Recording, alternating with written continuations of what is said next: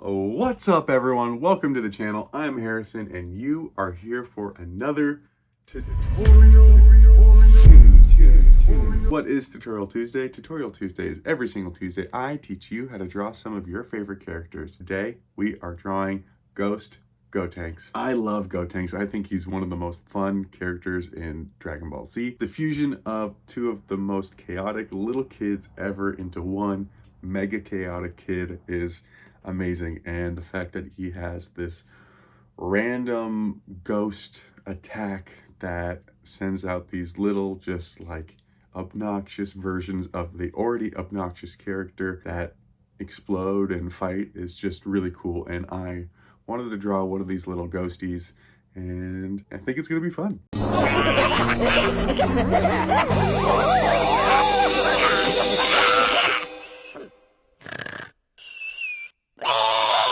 So grab your pencils, pens, sketchbooks, and fusion dance lessons, and let's instant transmission into this one. So starting in the center of your page, you're going to draw a nice round circle. Let it be super sketchy, let it be super light. We just are getting the plot points of where we're putting this character. Now just off to the side of the face, you're going to draw in another circle. This is going to be for a hand. Now because we are drawing the ghost version of Gotenks, he's going to have a very wispy body. So from one end of the face shape, go ahead and draw a very long S curve.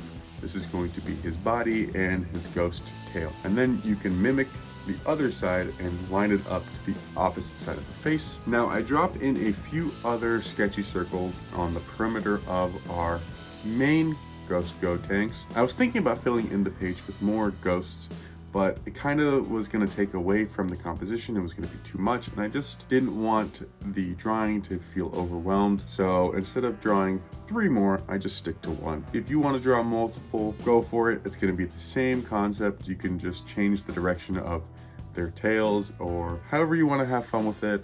I kind of got lazy, to be honest. I just didn't want to draw 3 more. So now we can start solidifying some of our shapes.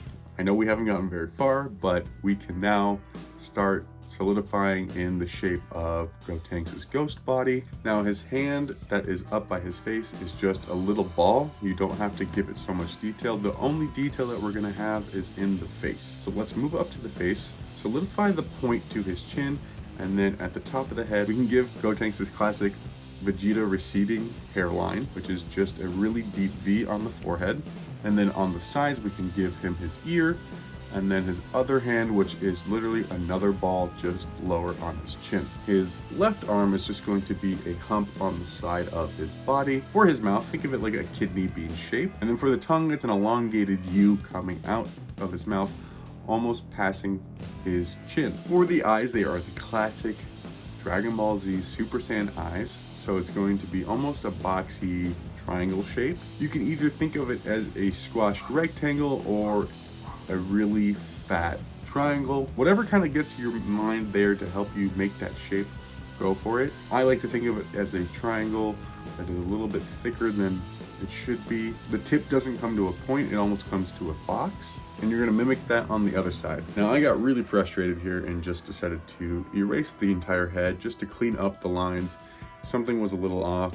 The widow's peak was a little off center, and I wanted to make sure we saw more of his ears. So going back in, adding a few very light guidelines, I'm adding the mouth back in, and I'm making sure that his eyes are evenly spaced on his face. Now the eyebrows, you're gonna match the same shape of the eyes. They're just gonna be way thinner, and then you can drop in the pupils, and then that's the face. In my erasing, nothing has really changed at all. The proportions have stayed the same. I maybe am adjusting the position of his left arm just to get it a little bit away from his face, but for the most part, everything has not changed at all. Now, for Dragon Ball Z hair, it is very specific, and if you miss one strand, it can look very off. I highly recommend looking at reference when drawing your photos, especially if you're trying to replicate a specific character. If you don't really care how the hair looks and you want to add it to your style, feel free to have fun with it and do what you want. But there are very specific strands of hair to get if you really want the character to look the way he or she is supposed to look. Feel free to follow along with what I'm doing. but please look at reference. Just Google Gotenks and you'll be able to see exactly what his hair looks like. And now for the inking. Today I am using my dip pen, of course, and if you know me, I am starting left to right, top to bottom. You do not need to own a dip pen to achieve the inking techniques in this drawing. You can easily get by with using a Sharpie, a fine liner, a ballpoint pen. You just may need to add different line weights and thicknesses to achieve certain inking techniques. With the dip pen, I really love it because I can achieve certain line weights and thicknesses just by applying or letting up the amount of pressure. It does take a lot of practice, many hours of trial and error, failure, until you get the hang of how the pen actually works, but I highly recommend it if you want to level up your inking, or if you want a new challenge and are wanting to try something new within the art world. If you would like more information on how to use a dip pen or where to get one, please let me know in the comments below. I will also be happy to make a separate tutorial on how to use the dip pen. Now switching over to the brush pen, I'm filling in all the areas that are going to be stark black ink. I also really like this tool because the tip of the brush lets me get super fine detail, but if I wanted to go for it, I could fill in the entire area with this tool. Now the last thing I'm doing here with Gotenks is putting him in a frame. I grab my pencil and I'm just drawing a small rectangle around him. This will just give him a little bit of pop and pull him off the page so that he's not just lost to the white background. Feel free to add this or leave it out. I think it always just gives the character something a little bit more dynamic instead of just being laid flat on the page. Now using the brush pen, I'm just flicking a few lines onto the page, not really caring how crisp and clean those lines are. This part of the drawing is to make Gotenks pop off the page and not necessarily blend or lock him into anything, so it kind of gives a nice contrast and breaks up very fine line work of the character, and then just gives the drawing something else, maybe a little bit more grit, pull him away from that background. And the last thing we want to do before we actually erase any pencils is to wait 15 to 20 minutes. Let your inks set and dry into the paper. All inks and all paper are very different. Inks can take a wide range of time to dry, and depending on the type of paper you're using, it could take a little bit extra time to set into that paper. Sometimes your ink never truly dries, and even if you do wait, you still might smudge your drawing. So just to prevent that, I highly recommend waiting that 15 to 20 minutes. That way, once you start erasing, you don't have to worry about wet inks moving and sliding across your page. It happens to me way too often. Even after waiting, I think I just need to rethink the tools I'm using and the type of paper. Sometimes the paper is everything. Now using a kneaded eraser, I'm just going in circular motions, gently erasing all of our pencil lines that we made before. You don't really want to press too hard. Like I said, your paper can vary depending on what you're using.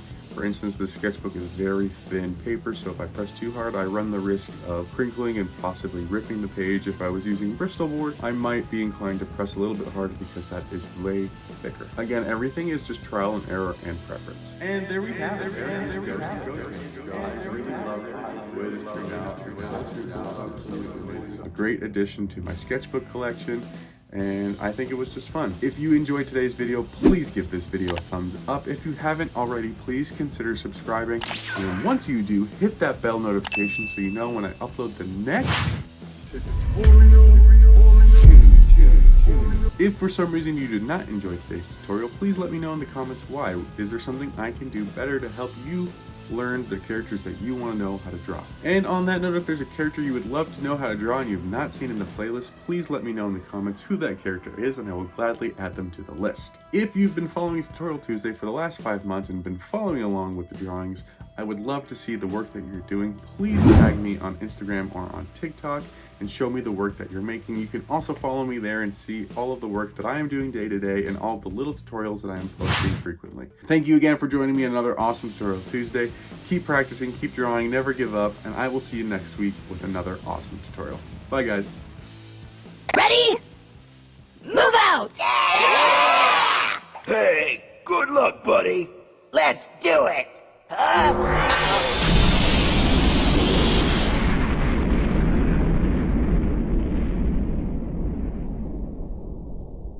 That was not the idea.